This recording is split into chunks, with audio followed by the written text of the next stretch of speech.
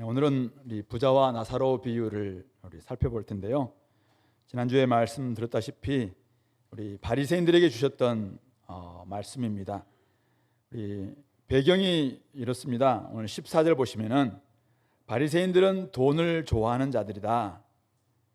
이 모든 것을 듣고 비웃건을 예수님께서 불의한 재물로 친구를 사귀라라는 말씀을 제자들에게 하셨습니다.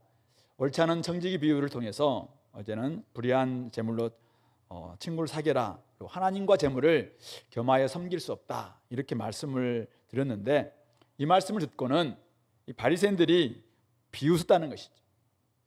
앞에서 세리들과 죄인들과 함께 식사를 하시는 모습을 볼 때는 그들이 막 뒤에서 수근수근 거렸는데, 이제는 예수님께서 말씀하시니까 그것을 비웃죠. 더 이제 좀 한 걸음 더 나아가서 예수님에게 반감을 가지고 이제 비웃습니다. 왜 그렇게 했냐면은 그들은 구약 성경에서 하나님과 재물을 함께 섬길 수 있다라고 그들은 생각한 거예요. 하나님을 잘 믿는 사람들, 아브라함도 그렇고 욥도 그렇고 많은 사람들 다 부자 되는 거 봤거든요. 그러니까 당연히 하나님을 잘 섬기면은 하나님께서 복 주시는 거고, 그래서 부자 되는 것, 그거 하나님의 축복 아니냐. 순종의 결과가 복이죠. 우리 신명기 28장에서 그렇게 이야기했으니까. 그러니까 그런 말씀이 있는데, 아니 무슨 이게 하나님과 재물을 섬길 수 없냐, 이렇게 이야기를 하니까 이제 뒤에서 비웃었다는 것이죠. 그래서 예수님은 그들에게 이렇게 이야기합니다. 15절 보니까 너희가 사람 앞에서 스스로 옳다는 자들이나 너희 마음을 하나님께서는 다 아신다. 너희들은 사람 앞에서 높임을 받고 있는데 내가 하나님 잘 믿는다고 생각하고 하나님 앞에 자기는 어렵다고 생각하고 하나님께 다 순종한다고 생각하는데, 그거 사실은 하나님께서 지금 미움받는 짓이다. 너희 마음들 어떤 마음인지 하나님이 다 알고 있다. 너희들 지금 복받다고 생각했지만은, 너희들이 지금 하나님께 예배 잘 드린다고 하지만은 드리는 것과 일상생활에서 재물을 섬기는 거, 이거 두 가지 따로 노는 거 내가 다 알고 있거든. 하나님 다 아신다. 이렇게 이야기하고 있는 것이죠. 그러면서 두 가지 근거를 가지고 이야기합니다. 너희들이 생각하는 구약성경 율법과 선지자는 요한 때까지다. 요한 때까지. 그때는 율법의 시대였고 그때는 옛 언약 시대에서 이렇게 살아왔지만, 이미 이제부터는 그 후부터는 하나님 나라의 복음의 시대가 지금 펼쳐졌다는, 예수님이 오시자마자 이제는 새로운 하나님 나라의 시대가 바뀌었기 때문에 여기에서는 사람마다 그리로 믿음으로 이제는 회개하고 침입해야 되는 이런 시대가 바뀌었다라고 이야기하면서, 예수님 이렇게 말씀하시는 의도는 그게 단지 사람들에게 어렵다움을 받는 그것만 가지고는 안 된다는 것이죠. 예수님께서 산상수훈에서 말씀하셨던 것처럼 너희들이 이렇게 배웠지만은, 내는 이렇게 이야기했지만은 훨씬 더 근본적인 부분들, 내면적인 의의를 훨씬 더 강조하셨잖아요. 그런 점에서 바로 새로운 시대 때는 훨씬 더 내면적인 내적인 정결, 이런 부분들까지 너희들이 바꾸지 않고서는 하나님 앞에 옳다 인정함을 받을 수 없다. 너희들이 예배 잘 드리고 너희들이 금식하고 11조 잘 드린다는 것으로 말미암아 스스로 의롭다 생각하고 다른 사람들 앞에서 정말 의로운 사람들 이렇게 인정받고 있지만, 그거 위선이다, 위선. 이렇게 이야기하는 거죠. 시기가 좀 바뀌었다는 것입니다. 또 하나는 뭡니까? 그러나 율법의 한 획이 떨어짐보다 천지가 없어지면 쉽다. 율법은 안 바뀌었다. 율법은 여전히 진행되는데 그 율법이 얼마나 우리 일상의 모든 생활까지 다 확장돼서 적용돼야 되는지 너희들 모르냐라고 이야기하면서, 무릇 자기 아내를 버리고 다른 데 장가드는 자, 그거 간음이다.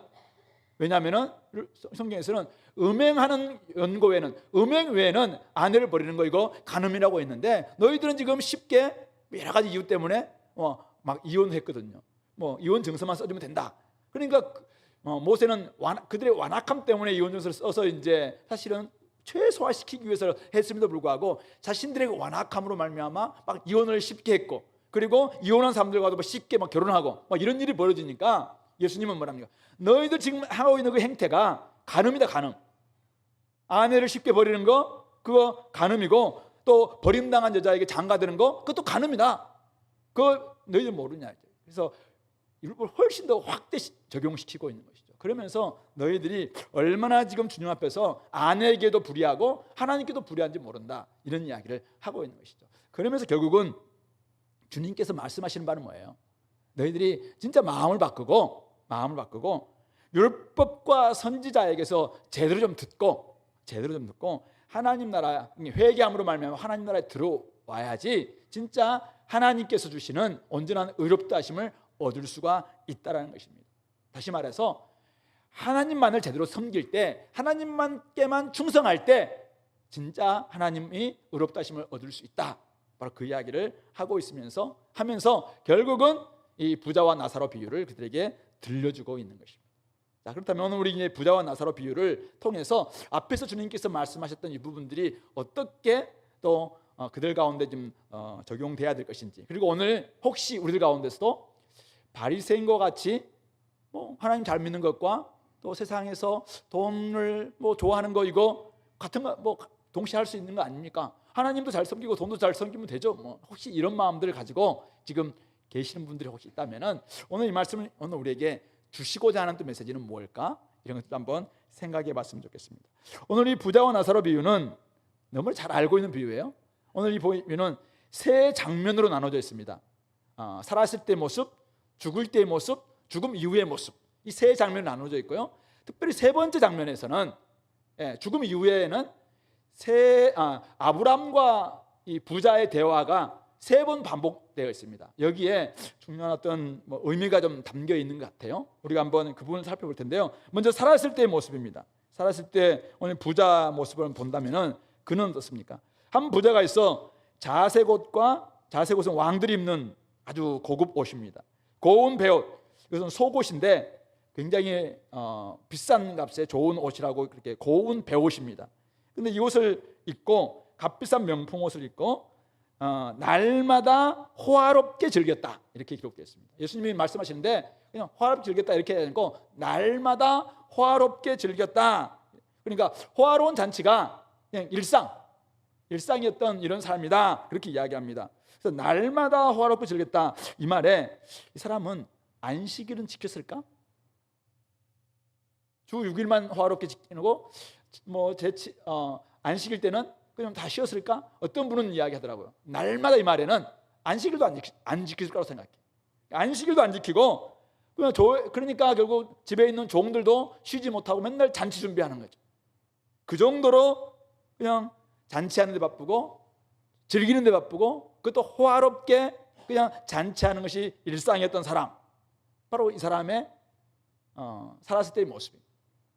반면 이 부잣집 대문에는 한 거지가 살았는데 거지가 버려진 채 있었다라고 이야기하고 있습니다. 근데 그 사람에게는 이름이 부여되어 있습니다. 예수님이 그 사람에게는 이름이 있었는데 나사로라는 이름을 가지고 있었다라고 이야기합니다. 나사로, 하나님이 도와주시는 사람이란 뜻입니다. 분명히 아마 의도를 가지고 예수님께서는 그 사람 이름이 나사로다, 그렇게 말씀하고 있습니다. 하나님만을 구하는 사람이죠. 그래서 하나님이 도와주시는 사람입니다. 근데 그 사람은 어떤 사람입니까? 헌대투성이로, 상처투성이로 부잣집 대문 앞에 버려진 채 그 부자의 상에서 떨어지는 것으로 배불리려 하매, 이 말이 조금 배불리려 했다는, 배불리려, 그런데 별로 안 좋다, 이런 뉘앙스가 좀 있는 것이죠. 앞에서 우리가 탕자가 이방인에게 이제는 그 사기되어서 돼지 농장에서 막 일하다가 돼지가 먹는 쥐염 열매를 구하는 정도까지 갔지만은 주는 사람이 없었다, 지금 그런 지금 내용이 그렇네요. 근데 이 사람이 열심히 뭔가를 좀 배불리려고 했지만은 도움을 받지 못했다는 것이죠. 그래서 어떻게 해요? 그래서 하나님만을 의지하며 살 수밖에 없는, 하나님만이 도와주시는 사람. 당연히 친구도 없었고, 오늘 성경은 예수님 뭐라고 하냐면 심지어 개들이 와서 그 헌대를 할더라, 이렇게 이야기합니다. 개들이, 심지어 이 말은 조금 더 개들도 이 사람에게 더 안 좋은 영향을 끼치는 처럼 느껴지긴 한데, 다른 번역에서는 그러나로 이렇게 번역되어 있습니다. 그러니까 그러나 개들이 와서 그 헌대를 핥아줌으로 말미암아 상처에 조금 치료하는 데 도움이 됐고, 그리고 그가 너무 외로운 가운데 있었지만은 개들이 와서 친구가 되어줌으로 말미암아 그나마 살아갈 수 있었다, 이렇게 좀 이야기하고 있는 것 같아요. 그러니까 이 부자는 잔치가 일상화. 근데 이 나사로는, 이 거지는 굶주림이 일상화.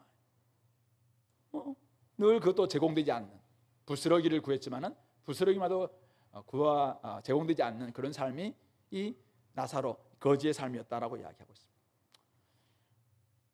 어떤 사람이 더 부러운지는 여러분들이 다 딱 들어서 알겠죠? 두 번째 장면입니다. 두 번째 장면 넘어가는데 22절 23절입니다. 죽을 때 모습인데요. 그 거지는 어떻게 죽냐면은 거지가 죽어 장사됐다는 말이 없어요. 장례식 없어요. 죽어 그냥 천사들에 받들어서 아브라함의 품에 들어갔습니다. 그냥 이 사람은 제대로 된 잔치, 돌봄 경험하지 못했는데 죽어서도 장례식도 없었어요. 그러나 천사들에게 받들려서 아브라함의 품에 들어갔다는 것입니다. 이국 땅에서 늘 그리던 아버지 집을 꿈꾸던 탕자가 아버지 집으로 돌아왔던 것처럼 오늘 이 거지가 나사로가 고난의 삶을 끝내고 나를 도와주시는 분은 하나님밖에 없구나 생각하시면서 근데 그 품, 하나님의 품, 아브라함의 품으로 들어갔다라고 이야기하고 있습니다. 반대로 이 부자는 어떻습니까? 부자는 부자도 죽어 장사되었다라고 이야기합니다. 오늘 예수님은 간단하게 그것도 너무 간단하게 별 의미가 없다는 것이 부자도 죽어 장사되매 이렇게 말씀하셨는데 만약 부자가 죽었다 어떤 일이 벌어졌을까요? 호상이었겠죠. 호상. 수많은 사람 찾아왔을 것이고 잔치했던 사람 다 찾아왔을 것이고 요즘 같았으면은 수많은 리무진들이 쫙 질비하지 않았겠습니까? 앞에는 엄청난 꽃들이 있었을 것이고 뒤에는 찾아가 보니까 그 문상 찾아가 보면은 그 조화 근조화가 쫙 있는 그 행렬도 보셨나요? 그런 집 아니었을까요? 장례식 그랬어요. 근데 문제는 뭐냐면 23절이에요. 그가 어디로 갔어요? 아브라함의 품이 아니라 음부에서 하데스에서 지옥에서 고통하게 되었다. 그렇게 이야기를 하고 있는 것입니다. 이게 두 번째 장면입니다. 세 번째 장면으로 넘어가는데요. 세 번째 장면은 이제 죽음 이후입니다. 아브라함과 부자가 대화하는 장면이죠. 23절부터 31절의 긴 장면인데요. 여기는 세 번의 대화가 반복되고 있습니다. 첫 번째 대화는 먼저 부자가 음부에서 고통 중에 멀리 눈을 들어서 아브라함과 그 품에 있는 자기 대문 앞에 있었던 나사로를 본 거예요. 그래서 그를 보고는 아브라함에게 요청을 합니다. 어떤 요청입니까? 4절이죠. 아버지 아브라함이요. 조상, 믿음의 조상일 뿐만 아니라 자기들의 그 유대인의 조상이 아브라함이니까 아버지 아브라함이요 이렇게 부르면서 나를 긍휼히 여기사 나사로를 좀 보내어서 그 손가락 끝에 물을 찍어서 내 혀를 서늘하게 하소서 내가 이 불꽃 가운데서 고민하나이다 이렇게 이야기하고 있습니다. 자신이 아브라함의 자손이다라는 것을 내세우면서 근데 뭐라고 하냐면은 내가 그동안 아브라함에게 이 나사로에게 잘못했던 것 좀 회개합니다. 아니면 내가 나사로에게 막 잘못했던 것 좀 사과합니다. 이런 방법도 없어요. 그러면서 나사로에게 나사를 좀 시켜서 나사로가 지금 여전히 자기의 종처럼 자기 대문 앞에 있었던 그 여전히 그 사회적 계층 그냥 거지 계층으로 생각한 거예요. 그래서 나사로를 보내요. 나한테 좀 물 좀 찍어서 좀 나를 혀를 좀 서늘하게 해달라고 이렇게 요청하고 있는 것이죠. 이래 되니까 아브라함이 뭐라고 대답합니까? 이때 이제 세 가지를 말씀하시는데 한번 잘 들어야 돼요. 죽은 다음에 이제 사람이 지금 이야기를 듣고 있는데 이게 우리 살았을 때 들어야 될 말씀인데 너는 살았을 때 좋은 것 받았고 나사로는 고난을 받았다. 이 받았다는 거죠. 하나님께 주셨다는 거죠. 그러니까 너는 하나님께 좋은 거 받았고 나사로는 받은 거라고는 고난밖에 없었다 이제. 이거 너희 기억해라. 근데 그거 가지고 어떻게 썼느냐? 이거 한번 생각해 보라는 거죠. 두 번째는 이제 그는 여기서 고난받고 힘들었던 그는 그런 가운데서 하나님만 의지했던 그는 여기에서 위로받고 너는 좋은 거 받았는데 그거 가지고 네 자신만을 있었잖아. 그러니까 너는 여기서 괴로움 받는다. 두 번째 기억해야 될 부분. 세 번째 기억은 뭐예요?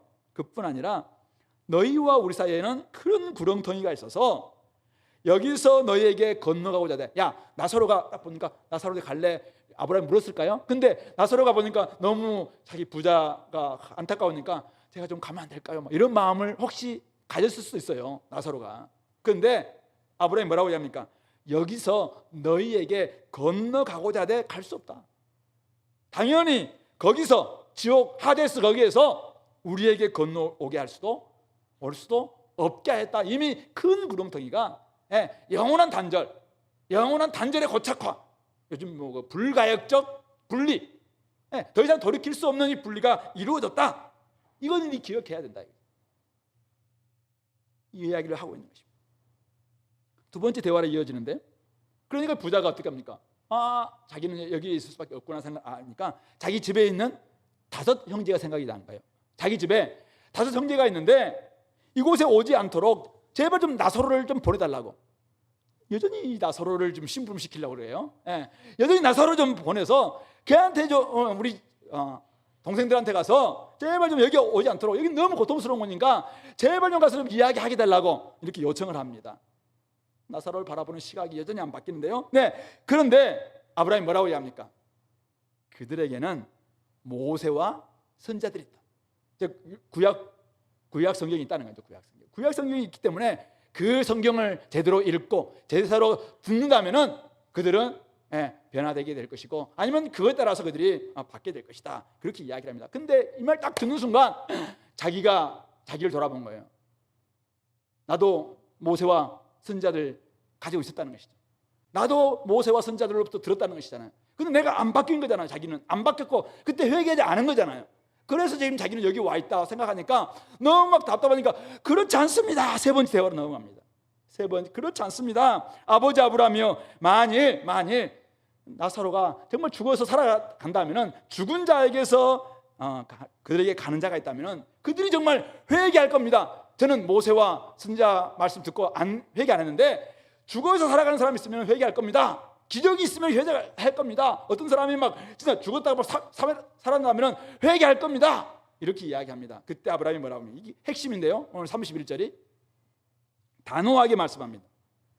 모세와 선자들에게 듣지 않으냐면 비록 죽은 자 가운데 살아난 자가 있을지라도 고난을 받지 아니하리라. 아브라함이 그렇게 말했다라고 주님께서 지금 그들에게 들려주고 있는 것입니다. 죽은 부자가 살아있는 자기 형제들에게 회개할 필요성 느꼈습니다. 음부에서. 그런데 나사로를 살려서 좀 보내달라고 요청을 했지만은 아브라함의 대답은 명확하고도 단호합니다. 만약 하나님께 주신 모세와 선지자들 성경이 있는데 그 성경 말씀, 하나님의 계시의 말씀을 듣고도 만약 고난도 받지 않고 회개하지 않고 변화되지 않았다면은, 아무리 수많은 사람들이 정말 죽었다가 살아나서 내가 봤다라고 이야기하고 내가 들었다라고 이야기하고 내가 보니까 막 지옥이 이렇더라라고 이야기한다 할지라도 사람들 안 바뀔 것이라고 그렇게 말씀하고 있는 것입니다. 근데 그 증거가 어디냐면은 2가지 증거가 있는데, 첫 번째 증거는 요한복음 11장 45절 53절 보면은 진짜 똑같은 이름의 나사로가 있었어요. 베다니에. 거기에 베다니에 나사로가 마리아와 마르다의 오빠 나사로가 죽었다가 나흘 만에 막 썩은 몸이 되어 있어요. 뭐 냄새 나고 이럴 때 어쨌든 예수님이 가심으로 말하면 나사로야 나오라 해가지고 그를 살렸잖아요. 근데 그 뒤에 어떤 일이 벌어지냐면은 요한복음 11장 53절 보면 그때로부터 예수님을 죽이기로 모의했다라고 이야기하고 있습니다. 죽어서 살아나는 사람이 있는데 지금 잠날 때가 아니에요. 지금 졸는 사람이 있는데 지금 어쩌려고 지금 졸고 있어요. 지금 여러분들.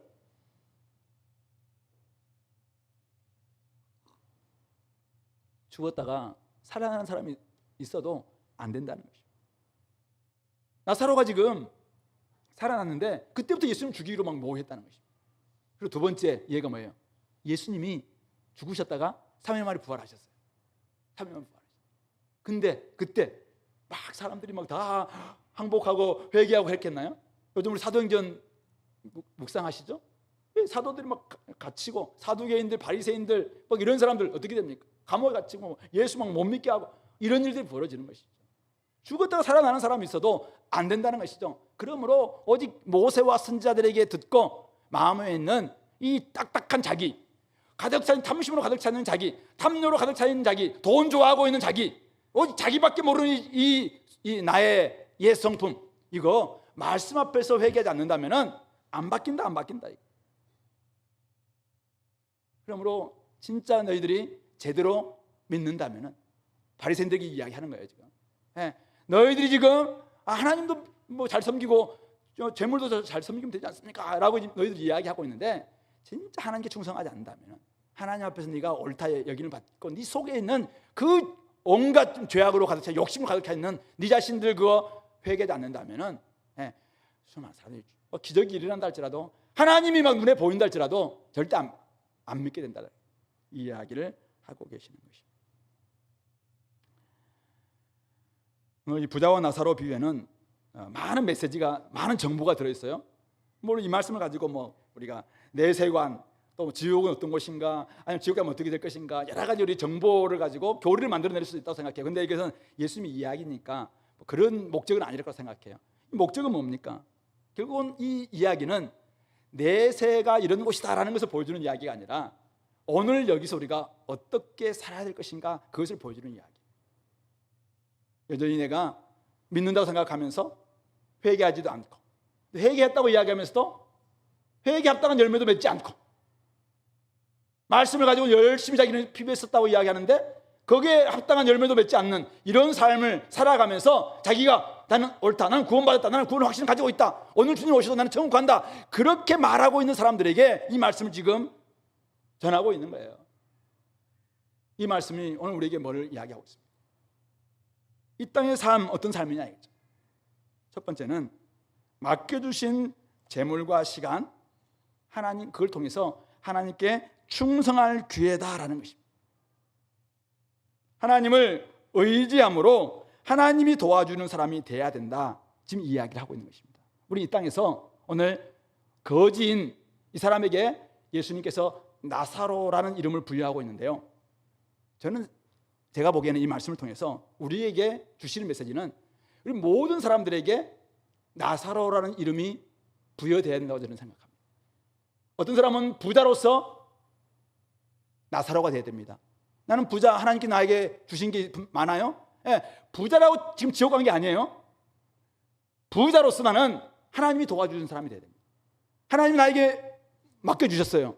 근데 그것을 하나님 나에게 맡겨주셨다 생각하고 하나님이 도와주심으로 말미암아 내가 여기까지 왔구나, 그리고 내가 이것을 하나님 뜻대로 사용해야 되구나, 이걸 생각하면서 날마다 나사로와 같이 하나님을 의지하고 하나님을 간구하는 그런 사람이 돼요. 어떤 사람은 거지와 같은 삶을 산다 할지라도 그 사람은 나사로가 돼야 됩니다. 하나님 우리에게 주신 게 때로는 오늘 이 나사로처럼 고난밖에 없는 것일 수 있어요.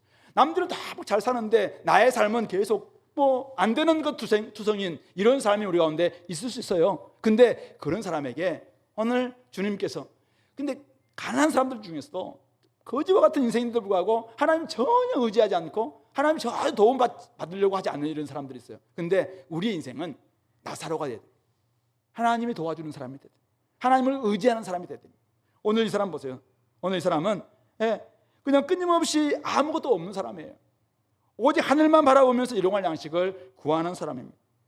부자의 대문 앞에 있었지만은 떡이나 부스러기를 나눠주고 기대했지만은 그런 일들 좀처럼 일어나지 않았습니다. 그래도 그는 사실은 원망하지 않고 부자를 원수로 삼지도 않았습니다. 그가 받은 것은 하나님께 받은 것은 고난이 전부였습니다. 고난을 받았지만 그는 하나님만 의지했습니다. 참 불행한 사람이죠. 불행한 사람처럼 보입니다. 근데 그는 하나님을 떠나지 않고 있다는 것입니다. 오늘 우리 이 부자는 그가 부자이기 때문에 사회적 계층이나 사회적 계급 때문에 지옥 갔다 지금 이 이야기를 하고 있는 게 아닙니다. 하나님이 주신 게 그에게 좋은 걸 많이 주셨어요. 근데 그것을 하나님 뜻대로 사용하지 않았다는 것입니다. 하나님께 충성하지 않았다는 것입니다. 하나님의 마음을 알고 그거 가지고 사용하지 않은 것입니다. 자신에게 맡긴 재물로 하나님께 충성하지 않았고 자신을 위해서만 향유했을 뿐인 것입니다.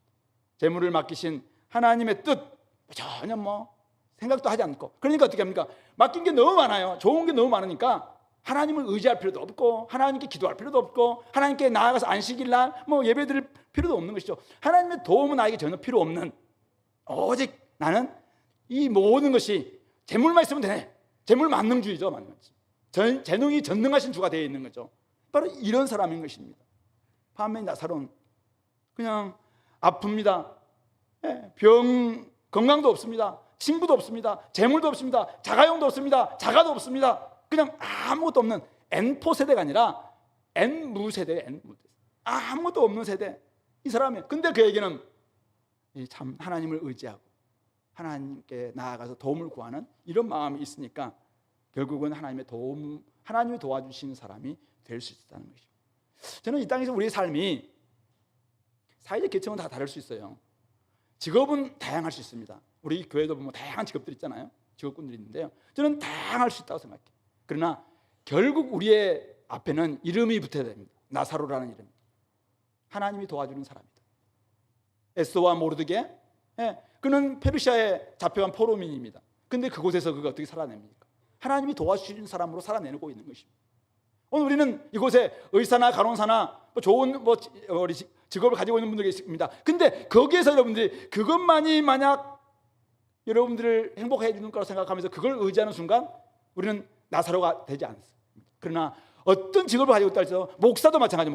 목사 저에게는 박철진이라는 이름이 있지만은 저에게는 별칭이 있어요. 나사로가 되는 나사로. 하나님이 도와주는 사람, 목사 박철진 이렇게 나와야 되는 것입니다. 청년들, 대학생들, 젊음을 가지고 있잖아요. 근데 젊음이 여러분들을 뭐를 다 해줄 수 있을 것 같아. 근데 사실은 이 땅의 삶이라는 것은 그렇지 않아요. 그거 의지하다가는 나중에는 진짜 그것이 자기를 발등 찍을 경우가 있어요. 그래서 우리는 하나님이 도와주는 사람이 돼야 됩니다. 하나님께 충성하는 사람이 됩니다. 이게 있다면 이 땅에서 우리가 주어지는 그런 삶이라는 것입니다. 구약 성경에 우리 가장 아마 부강한 시대 때를 살아냈던 북이스라엘의 시대, 물론 다윗 시대가 있었지만 그 뒤에 여로보암 2세 때에 호세아에게 주셨던 말씀 가운데서 호세아가 정말 하나님의 말씀을 받아서 그들이 주셨던 호세아 6장 6절을 보면은 하나님이 원하시는 것이 무엇인가? 하나님이 원하시는 것은 번제나 제사가 아니라는 것입니다. 바로 인애를 원하고 하나님의 그 사랑으로 다른 사람들을 베풀기를 원하고 하나님을 아는 것을 원한다. 그렇게 이야기합니다. 우리 남유다에게 주셨던 미가서 6장 6절부터 8절의 말씀도 사람이 무엇을 가지고 주님께 나아갈까? 천천의 순양의 그 기름, 강수와 같은 기름을 원할까? 또 번제를 원할까? 그 아니라고 이야기하시면서 뭐라 합니까? 정의를 사랑하고 정의를 행하고 인자를 사랑하고 겸손하게 하나님과 함께 행하는 것이 아니냐라고 이야기합니다. 결국 우리에게 맡겨주신 많은 것이 있다면은 그것 가지고 하나님의 뜻을 알고 하나님의 뜻에 맞게끔 다른 사람들을 나눠주고 그것에 불의한 제물로 친구를 삼고 정말 하나님의 그 마음으로 다른 사람들을 행하는 이런 모습이야말로 오늘 우리가 이 땅에서 우리에게 주어져 있는 성도의 삶이라는 것이고 그런 삶을 살아내는 사람이 회개에 합당한 열매를 맺는 삶이다라는 것을 보여주고 있는 것입니다. 그런 점에서 여러분들 대문 앞에 지금 누가 와 계시는지 한번 문을 열고 보시기 바랍니다. 여러분들이 가장 가까운 곳에 누가 살고 계시는지 한번 보시기 바랍니다. 수많은 사람들이 굶주리고 있는데 우리나라는 지금 10대 우리나라 거의 OECD 국가 중에서도 굉장히 좀 상위 클래스에 속한 나라 아니겠습니까? 그런데 지금도 세계 각국에는 굶주리고 있는 사람들이 굉장히 많이 있거든요. 오늘 우리가 얻고 남고 먹고 있는 이것에 그럼 많이 쓰레기통에 버리고 있는 이것이 어쩌면 곳곳에 있는 나사로들이 우리에게 좀 달라고 배불리려 함에 오지 않고 쓰레기통으로 가고 있는 혹시 그런 음식들은 아닌지 한번 돌아봤으면 좋겠습니다. 왜 우리 주변에 수많은 사람들이 반려동물을 좋아하죠? 왜 그럴까요? 동물 애호가들입니까? 외롭기 때문에 아닌가요? 친구가 없기 때문에 아닌가요? 그렇다면 왜 우리를 이곳에 있게 하셨습니까? 공동체를 우리가 이곳에 있겠다면 사실 우리가 친구가 되어주는 이런 모습들 우리가 필요한 거 아니겠습니까? 우리는 무엇을 먹느냐 굉장히 관심이 있습니다. 오늘도 어디 가서 맛집 굉장히 관심 있잖아요. 막 맛있는 거 많이 이게 관심 있잖아요.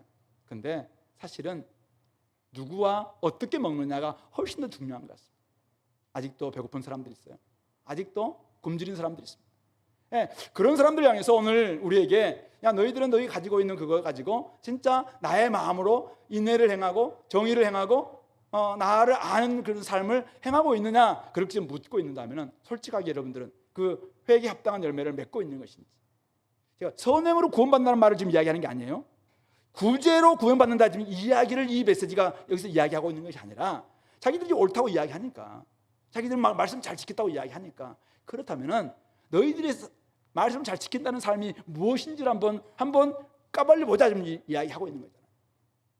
자기밖에 모르는 삶을 살고 있는데 그게 무슨 그리스도이냐 이거죠. 자기들을 위해서 늘 뭐 하고 있는데 그게 무슨 하나님을 아는 삶이냐 이야기하고 있는 것입니다. 남들은 나 굶주리고 남들은 죽어가고 있는데 아직도 자기 것만 추구하고 있는 게 세상 사람들이 어떻게 그것이 하나님의 백성이냐라고 이야기하고 있는 것입니다. 그렇게 해야 구원받는다는 말이 아니라 구원받은 사람은 이렇게 해야 된다, 그러면 그 이야기를 하고 있는 것입니다. 그런 점에서 오늘 이 땅에서 우리가 어떻게 살아야 될 것인가, 어떻게 살고 있느냐, 이거 돌아보자는 것입니다. 두 번째는 이 땅의 삶은 구원 이후를 결정짓는 중요한 잣대가 된다는 것을 가르쳐주고 있습니다. 오늘 부자와 거지, 아까 이야기했습니다만 사회적 경제적 계급이나 계층 때문에 죽음 이유가 바뀐 게 아닙니다. 근데 중요한 것은 이 땅에서의 무엇을 토대로 자기의 삶을 건설했느냐, 그거에 따라서 지금 이유가 완전 역전되는 모습을 보여주고 있어요. 그러니까 재물을 토대로 삶을 건설한 사람, 그리고 하나님을 토대로, 하나님을 기반으로 자기의 삶을 건설한 사람, 완전 바뀝니다. 달라집니다. 재물로 건설한 사람은 어떻습니까? 풍요롭습니다. 호화롭습니다. 늘 잔치입니다. 인생 즐겁습니다. 정말 막 넘쳐나죠. 넘쳐나네 막 이렇게 나옵니다. 근데 하나님을 기반으로 살았던 나사로 좀 거지 인생 같아요. 별로 부럽지도 않습니다. 상처투성이, 늘 왜 가난하고 고통은 또 더 많은지 아무것도 주는 일 없는 배고픈 인생입니다. 친구도 별로 없습니다. 개들만이 친구가 되어주는 외로운 인생입니다. 그래서 수많은 사람들은 어때요? 자본주의는 자아가 본이니까, 돈이 본이 되는 시대니까 그것을 되게 원하는 거 있잖아요. 그래서 우리가 그냥 부자가 아니라 슈퍼리치, 요즘 그런 거 있잖아요. 슈퍼리치를 꿈꾸는 이런 시대가 돼 있잖아요. 왜? 이게 훨씬 더 호화롭게 보이고 재밌어 보이고, 그러니까 조금 더 있으면 더 우리는 더 즐기기를 원하고, 이런 삶으로 우리가 사는 것 아니겠습니까? 이제 그런 삶이 죽음 이후에 어떻게 바뀌느냐, 우리 한번 생각해 보자는 것입니다. 그 파커 팔머라는 분이 계세요.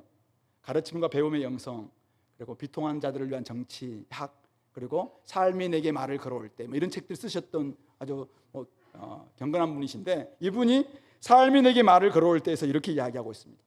당신이 인생에서 무엇을 이루고자 하기 전에 당신의 인생이 당신을 통해 무엇을 이루고자 하는지 귀 기울여 봐라. 당신이 어떤 진리와 가치관에 따라 살 것인지를 결정하기 전에 당신이 어떤 진리를 구현하고 어떤 가치를 대표해야 할지 네 인생이 들려주는 목소리에 한번 귀 기울여 봐라. 아마 너의 속사람이, 내가 지금 이런 사람 막 추구하고 있는데 네 속사람, 하나님이 창조하신 너의 속사람도 그거 원하는지 한번 들어봐라. 지금 그런 이야기를 하고 있는 것이죠. 그러면서 그에 대한 평가가 이 땅에서 결정되는 게 아니라, 이 땅에서는 그게 굉장히 부러울 모습인데 이 땅에서 끝나는 것이 아니라 이 땅이 끝나는 날에 결정된다. 그렇게 하면서 혹시 우리가 잘못된 길로 가고 있다면 삶이 우리에게 말을 걸어오는, 우리에게 질문하는 거죠. 아침마다 큐티할 때마다 하나님이 우리의 삶을 통해서 우리에게 막 질문합니다. 뭐라고요? 박특진, 너는 그렇게 사는 것이 맞냐?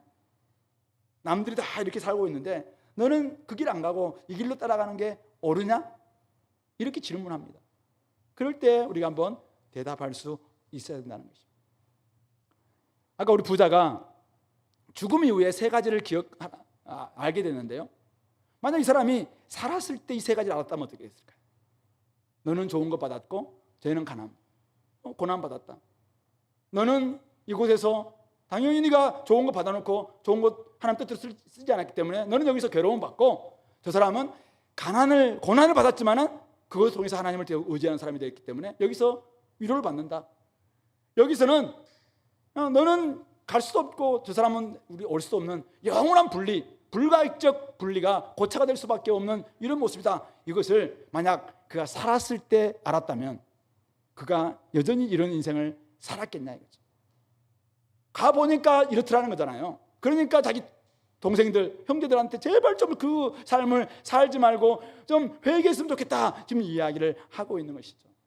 오늘 이 부자가 아브라함에게 이야기하는 이 기도, 아브라함이여, 아버지 아브라함이여, 나를 긍휼히 여기소서. 이거는 어쩌면은 나사로의 고백이죠. 매일매일 나사로들이 하는 고백이 바로 이런 고백이잖아요. 나사로 목사, 나사로 교수, 나사로 박사, 나사로 청년, 나사로 대학생들은 끊임없이 이런 고백합니다. 아버지 하나님이여, 나를 불쌍히 여겨주십시오. 나를 긍휼히 여겨주십시오. 여기서 제가 아버지가 필요합니다. 아버지의 도움이 필요합니다. 아버지 없이 살 수 없습니다. 이런 고백을 하고 있는 것이죠. 이 땅에 살면서 이런 기도를 했다면 그가 얼마나 좋았겠습니까? 이 땅에 살면서 목마른 자신에게 생수를 줄 수 있는 주님을 만났다면 얼마나 좋았겠습니까?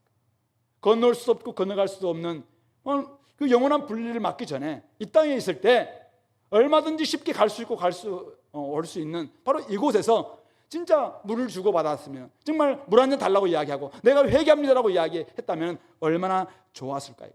굳게 닫았던 문을 좀 열고 진짜 그 나사로에게 부스러기 아니라 뭐 음식 좀 같이 나누고, 아니면 때로는 한 번씩은 단체 초대해서 같이 먹자라고 했다면 얼마나 좋았을까요? 그렇다면 그의 죽음 이후의 삶은 아브라함의 품에서 진짜 네가 참 부자로서 정말 많은 사람들에게 이렇게 베풀었구나 생각하면서 얼마나 그 위로를 받을 수 있었을까 이것입니다. 그러므로 이 땅의 삶,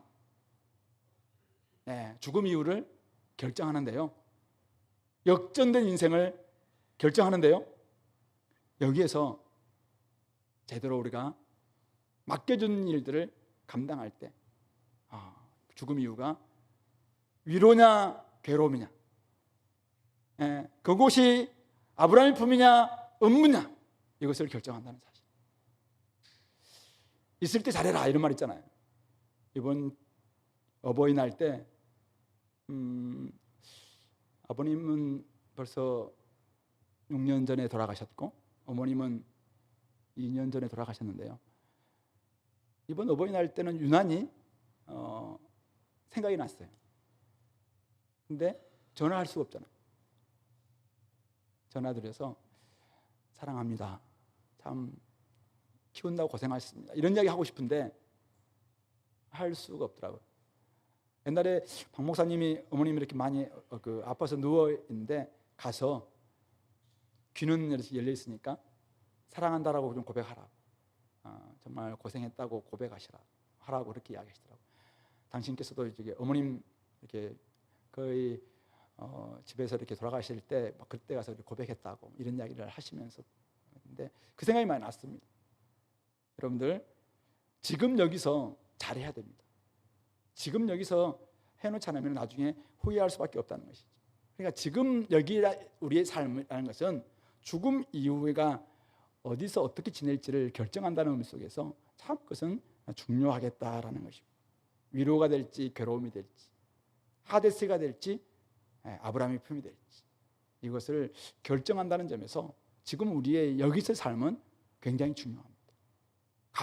가보면 네가 가봐야 알죠 하면 가보지 않아도 이미 말씀이 이렇게 나와 있어요. 그러니까 이것을 깨닫고 제대로 좀 여기에서 삶을 제대로 좀 살았으면 좋겠습니다. 제대로 다른 사람들을 위로하고 외로운 사람들을 좀 돌보고 고난과 가난, 환난 경험하는 사람들을 진짜 좀 품고 이런 삶을 좀 살아냈으면 좋겠습니다. 혹시 교회 다니면서도 아직까지도 마음문을 못 열고 대문을 꼭 닫고 아직도 소통하지 않는 이런 사람들이 여러분들이 좀 생각난다면 교회 다니는 사람은 그래서는 안 돼요. 물론 교회만 다니는 사람들은 그럴 수 있지만 진짜 주님을 믿는 사람들은 그래서는 안 됩니다. 그래서 빨리 문을 열고 위로를 전하십시오. 불의한 제물로 친구를 사귀시고 하나님의 마음을 나눌 수 있게 되기를 간절히 바랍니다. 마지막 한 가지만 더 본다면은 이 땅의 삶은 하나님의 말씀을 통해 회개와 믿음을 가질 수 있는 유일한 기회다. 아까 아브라함이 지금 몇 분 이야기하고 있어요. 여기는 저희 너희들의 형제들 모세와 선지자들에게 듣지 않는다면은 죽은 사람이 살아난다 할지라도 안 된다. 여기에서는 얼마든지 그 기회가 있다라는 것을 지금 말씀하고 있는 거죠. 여기서는 율법과 선지자를 통해서 회개할 수 있는 기회가 있다. 여기서는 하나님 말씀을 통해서 믿을 수 있는 기회가 있다. 여기서는 얼마든지 예수님 말씀을 듣고 깨닫고 은혜를 누릴 수 있는 기회가 있다. 그 이야기를 지금 하고 있는 것이죠. 저는 오늘 이 말씀을 예수님이 바리새인들에게 주셨는데요. 바리새인들은 돈을 좋아하고 예수님 말씀하고 비웃고 막 이렇게 하잖아요.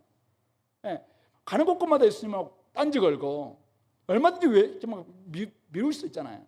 근데 예수님이 외면하지 않고 또 이야기를 막 들려주고 있습니다. 바리새인 들으라고 부자와 나사로 비유를 막 들려주고 있는 이유가 뭐예요? 제발 이 말씀을 듣고 좀 깨달아라.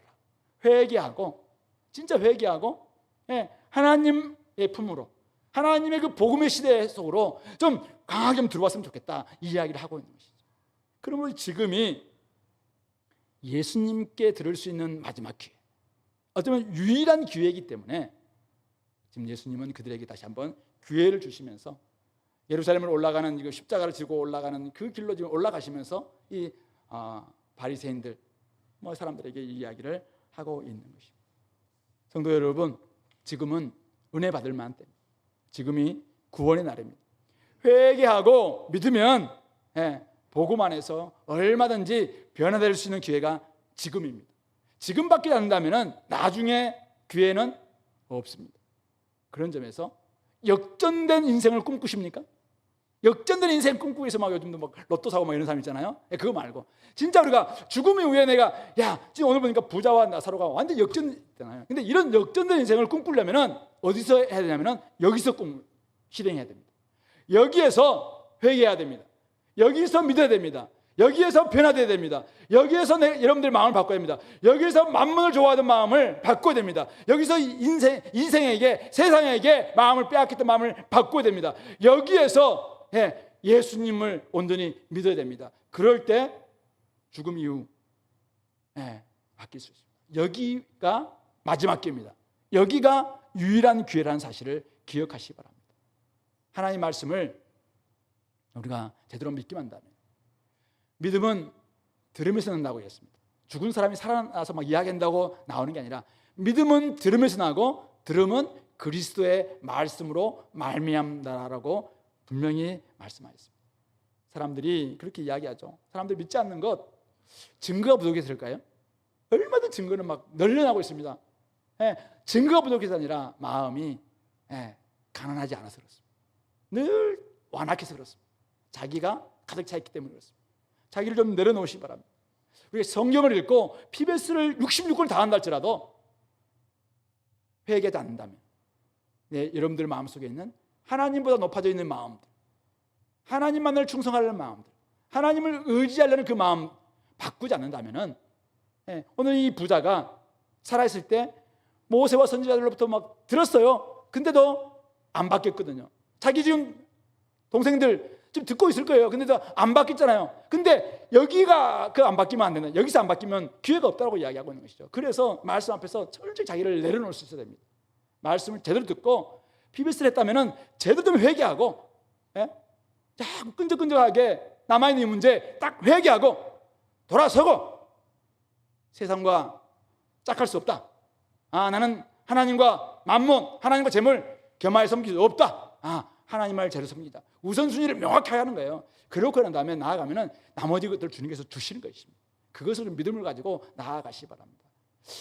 이 증거는 얼마든지 있습니다. 그 증거를 가지고 여러분들이 마음을 바꾸시기 바랍니다. 완악한 마음을 내려놓고 바꾸시기 바랍니다. 여기서 바뀌지 않으면 거기서는 더 이상 기회가 없습니다. 그렇기 때문에 지금 바꾸시기 바랍니다. 혹시 사랑하는 부모님이 계십니까? 아니 믿지 않는 부모님이 계십니까? 진짜 사랑하십니까? 그러면은 선물 보내십시오. 근데 진짜 선물 하나님 말씀을 보내십시오.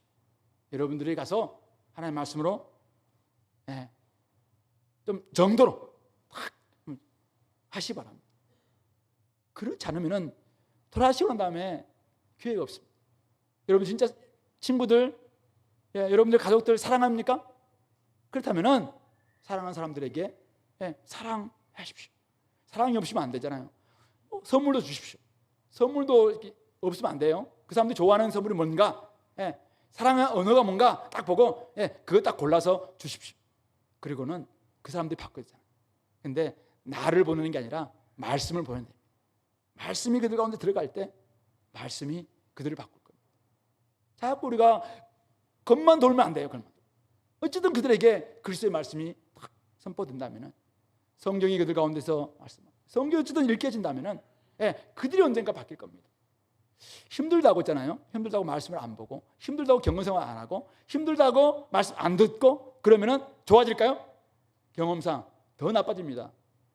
힘들수록, 어려울수록 말씀 앞에 나아가야 됩니다. 들어야 됩니다.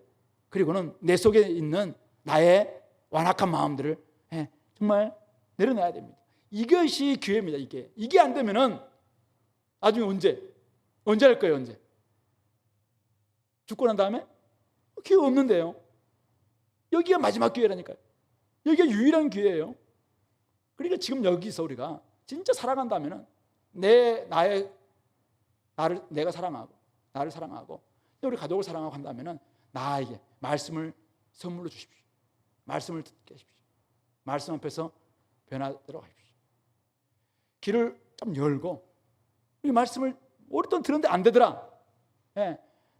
귀를 사실은 외기와 내기가 이것만 들어서 그렇죠. 진짜 우리 속길을 영적인 길을 열어야죠. 진짜 내 속이 얼마나 나로 문드러져 있구나. 이것을 열어야 되지 않겠습니까? 성령이 말씀하시는 말씀을 귀를 열고, 귀가 있는 자가 사실 들을 수 있는 거잖아요. 그런 점에서 바뀌어야 됩니다. 지금 바뀌지 않으면 대학 시절 때가 굉장히 중요한 절호의 기회고요. 이 대학 시절 안 되면은 청년들 진짜 어렵습니다. 청년들은 있잖아요.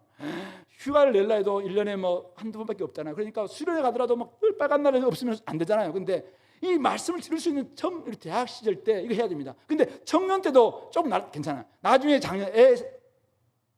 가족도 생기면 어떻게 됩니까? 더 시간 없잖아요. 키우면서 애기 없는 사람들은 그래도 막 좀 시간 있잖아요. 아무리 바빠도 애기가 없으면 좀 나아요. 근데 애가 1명, 2명, 3명, 우리 경우는 4명, 5명 혹시 있나요? 네. 막 4명 되면은 애는 빽빽 울어서고 막 이런데 언제 말씀 듣습니까? 그럴 때 어떻게 합니까? 틀어놔야 됩니다. 틀어놔야 돼. 말씀을 듣고 그냥 뭐 자기가 잘 못 먹어도 말씀을 먹어야 되겠다. 이거에서 우리 살리는 길이죠. 살리는 길. 여기서 우리가 이때 안 바뀌면 안 된다. 사실을 깨닫고, 지금이 기회라는 사실을 깨닫고, 여러분들 지금 준비하시기 바랍니다. 오늘 이 땅에서 우리의 삶이 하나님께 충성할 수 있는 마지막 기회, 유일한 기회임을 잊지 마시기 바랍니다. 역전된 운명을 꿈꾸시는 분들, 로또 사지 마시고 더 놀라운 이 말씀 앞에서 여러분 자신들을 되찾기를 바랍니다. 특별히 자기 삶에만 너무 치중되어 있는 사람도 있습니까?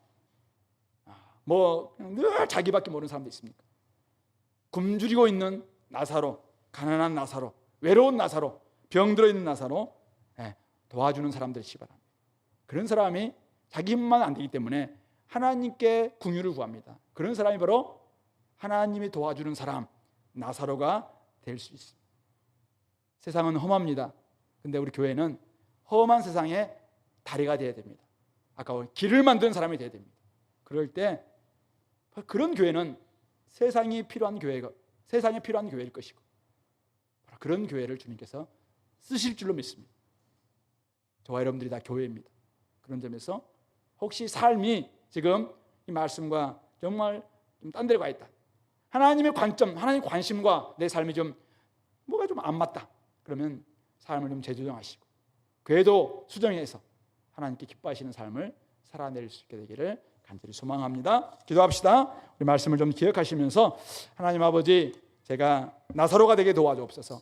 비록 제가 가지고 있는 것 많다 할지라도 하나님 아버지, 제가 나사로가 되어서 하나님이 도와주는 사람, 하나님을 의지하는 사람 될 수 있도록 도와주시옵소서. 특별히 이 땅에서 내 삶이 정말 하나님께 충성하고 또 많은 사람들에게 인자를 베푸는 그런 삶으로 되게 도와주심으로 말미암아 죽음 이후에 모든 것들을 잘 준비되는 그런 시점 될 수 있도록 인도해 달라고 같이 기도하겠습니다.